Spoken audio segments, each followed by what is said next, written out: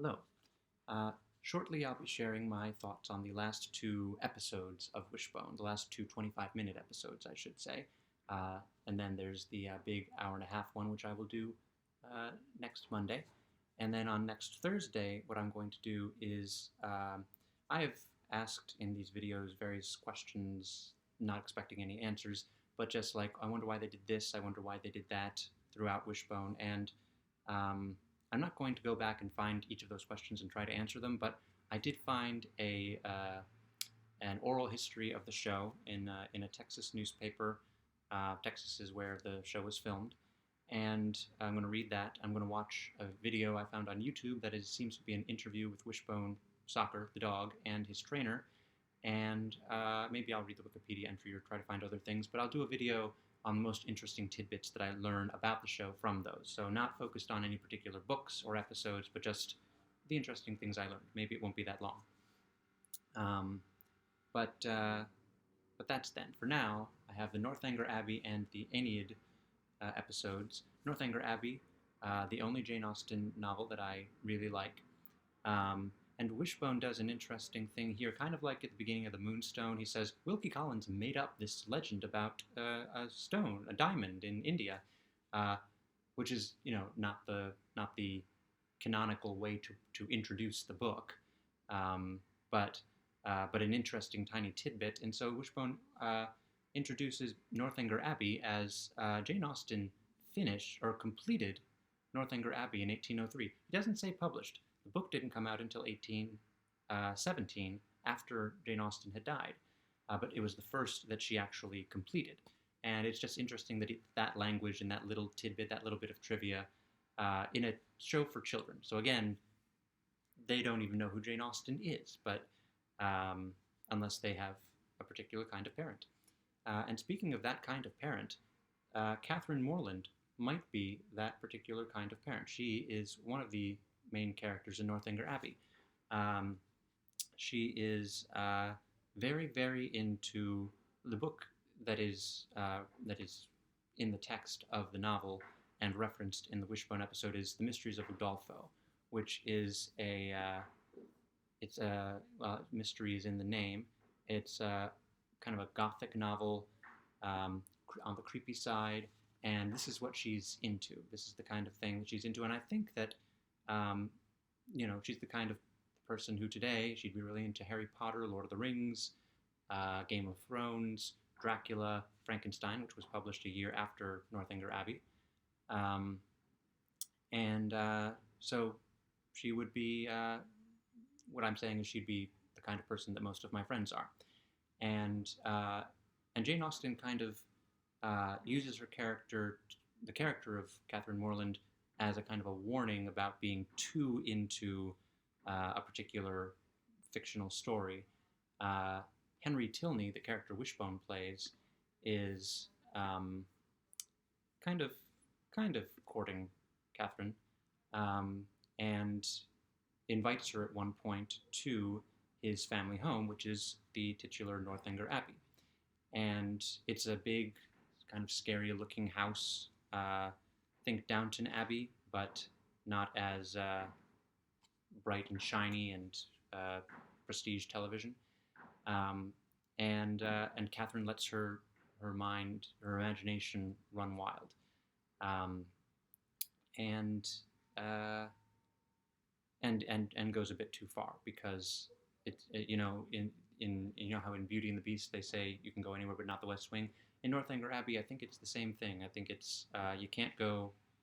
I don't know if it's the West Wing or the East Wing. I don't remember, but there's a place where she's not supposed to go, and she thinks, "Oh, a mystery. I'm going to go there and check it out."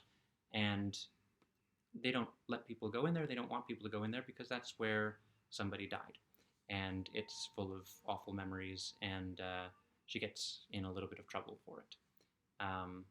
But I think it's a happy ending. Let's see. Well, it doesn't get to. I'm not going to give away the ending. But I'm looking forward to rereading the book, and I recommend if you want to try Jane Austen, and everybody's saying Pride and Prejudice, Sense and Sensibility, Emma's good too, actually, but Northanger Abbey is also shorter than the rest of them, So I think Northanger Abbey. Start with Northanger Abbey. Um, and let's see. So, oh, right. There's another part of the episode, as there always is, which takes place in the real world. Real world. Real world. And what it is Wanda is getting mysterious messages, and she's very confused because she gets one arrives at her home. She gets one somebody or I think it's the sports guy, the guy who runs the sports store that they only just introduced in this season. Travis, I think is his name. He hands her one. He says, "This it came to the store, but it's addressed to you," which is weird. And Ellen Talbot says, "Oh, this came to the library, but it's addressed to you." And I think there's even more. And Wanda is very confused, and she gets a little scared, and she is right to be, because they are cryptic messages like "Just you wait." I don't know if that's exactly one, but they're along those lines. And so it's weird, and ultimately they just they're trying to prime her for a surprise party. It's not the most interesting episode. Let me see of the things that I wrote down. Oh, and it also seems, and yeah, I wrote down it freaks her out. I also wrote down that it focuses on, like, she's trying to figure things out, and trailing her and trying to figure things out are Melina, Emily, and Jimmy. So Travis's daughter, David's little sister, and Demont's cousin, I think, is who Jimmy is. And they're just not. I mean, it's maybe this will be in that oral history why they just shifted away from the kids that we spent 40 episodes getting to know. But yeah, it's not that great. But it was fun to see, for me to be reminded how much I liked Northanger Abbey. And then the post show little bit was based on was about making costumes, especially costumes for Wishbone. They couldn't just go out and find period costumes. They have to make them, because they didn't make them for dogs back then. They were more sensible. Let's see. Oh, and there's just one more thing that I wrote down that I did find cute, was Wishbone is trailing Wanda and trailing the three kids who are trying to figure out the mystery, and he gets into the post office, and then it's like, I have to get behind the scenes of the post office. I have to find this solve the mystery. Oh, look, a doggy door, but it's the package chute, and it's low to the ground, which is weird. Usually when I go to post offices, they're higher up, but it looks like a doggy door, and I guess Wishbone, for all his literariness, can't read the word packages, and he goes through the packages thing and then slides down the thing, and he ends up in the basket of letters. And my only thought was, Rugrats did it better. Look up the extremely scary episode of Rugrats where Tommy Pickles ends up adventures in the post office. So moving on to the episode based on the Aeneid, which I cannot say often enough, I would have read by now if traveling had been okay over the course of the past year. Before I do, the title. Very strange kind of play on another title for a Wishbone episode, a kids show, and something based on Northanger Abbey. The title of the Northanger Abbey episode was Pup Fiction, obviously based on Pulp Fiction, and I don't know what the reasoning was there. I'll start with the title for the Aeneid one. The Roman Nose, because the Aeneid is the story of how Rome was built not in a day, but over the course of years and many journeys. It is the story of Aeneas, and it starts, the Aeneid, the Wishbone portion, it starts with the Trojan horse, which everybody knows the Trojan horse. It was, the war's over, here's a gift of a giant wooden horse. Take this gift into your city and enjoy it. We want you to have it. And of course there are soldiers in the horse, and they leave the horse and sack the city when night falls. But Aeneas escapes, and he is meant to found Rome with the help of Venus, and despite Jupiter and Juno, maybe? Jupiter and the Queen of the Gods um, trying to get in his way, making the boat toss and turn and go this way to that island or that way to this island, and kind of similar to the Odyssey. In fact, probably a ripoff of the Odyssey.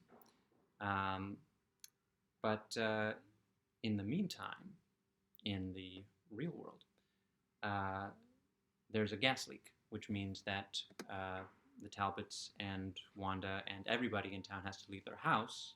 But everybody, all their houses are in the same area, and they have to go to Pepper Pete's, where there's no gas leak, and they've just completed 8th grade, and they're looking ahead to high school. And this is actually focused on the older kids, but not David.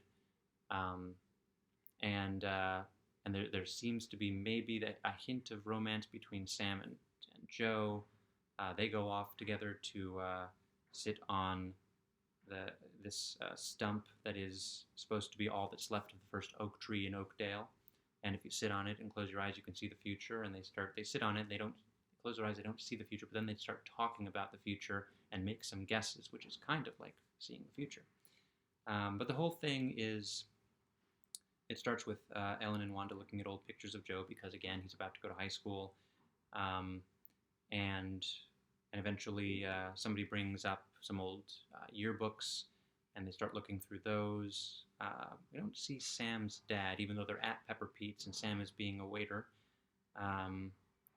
But both of David's parents are there, and Emily, who David takes to buy a coloring book at some point instead of thinking about the future with Joe and Sam. And they're excited and they're nervous, and DeMont comes in and he's all brooding, which Joe finds out, and we find out for the first time, is because, and maybe this is the source of why it probably is the source of why he treats people the way he does. He lives in his brother's shadow, and he's very unhappy about it. And he expresses this to Joe somewhat reluctantly, and Joe says, I know what it's like to be in someone's shadow. My dad was a huge basketball star, and he was great at math and other things, and I've got to, not live up to that so much as it's which story was it? It was one of the, I think it was Our Lady of Guadalupe, where Joe has to, no, that's a different, well, it was one, whichever one it was, maybe it was Story of the Deathless Voice. Regardless, Joe already has learned the lesson that you don't have to measure up or live up to whoever came before you. You have to do your own thing, just like they did, and you will be successful, perhaps as successful as them, something along those lines. And so Joe and DeMont bond over that instead of David getting any kind of insight about the future. And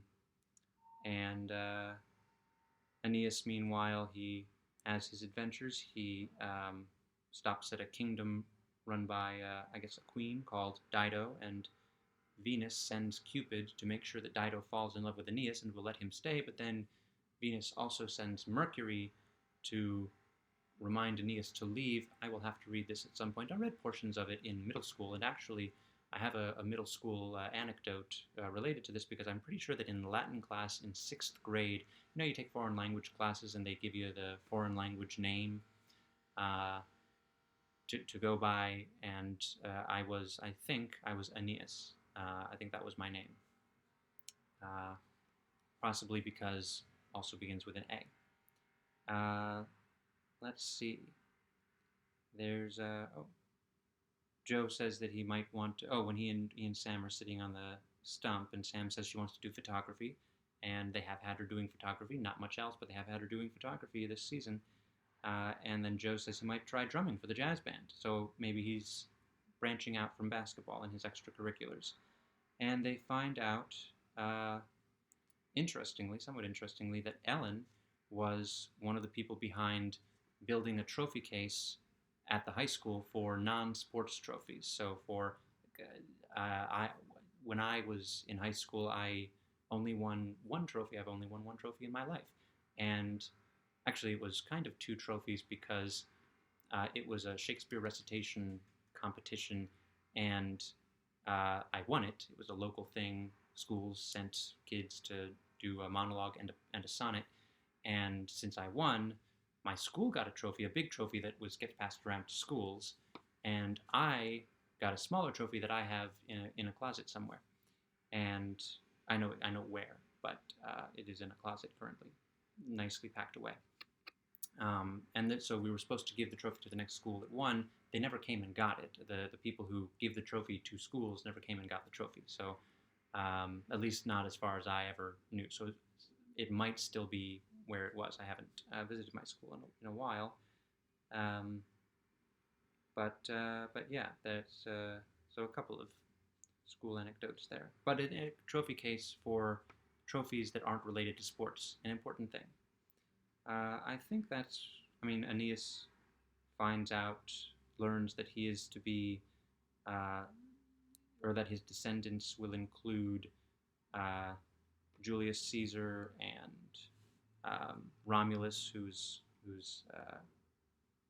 Rome is named after, and yeah, and then the post-show bit is about um, just Wishbone explaining how important Rome is to Western culture and how it inspired so many languages and so many words and it gave us roads in a way, and aqueducts and yeah, things like that. So um, an interesting post-show thing.